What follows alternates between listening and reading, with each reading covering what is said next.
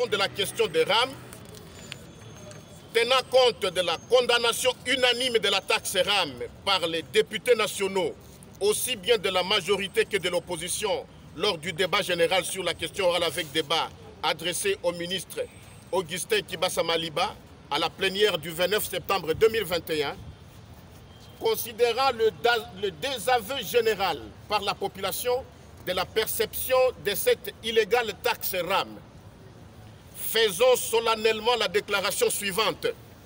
1.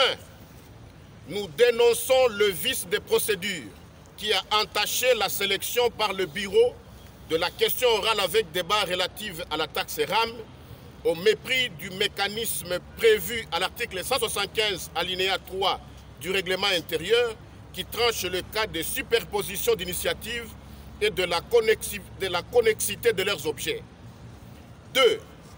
Nous exigeons la suppression sans condition de la taxe rame, le remboursement de la totalité des crédits frauduleusement soustraits dans les différents comptes de crédit des communications de nos concitoyens, la démission du ministre de Pétentique et de tous les membres de la direction de l'ARPTC impliqués dans cette opération, la mise en place d'une commission d'enquête parlementaire en vue d'établir la responsabilité de toutes les personnes impliquées dans cette opération d'escroquerie de la population congolaise.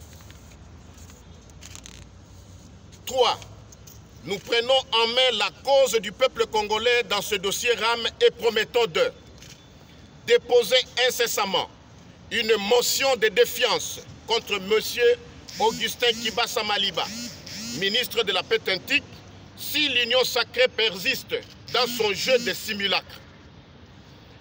Nous constituer en association de victimes de concussions et de traduire en justice tous les responsables de ces crimes. 4.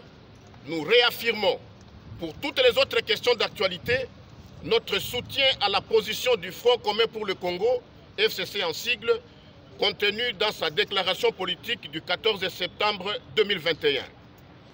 Que vive la démocratie, que vive la nation congolaise, que vive la République. Fait à Kinshasa le lundi 4 octobre 2021, les députés nationaux du FCC. Très bien. Adopté.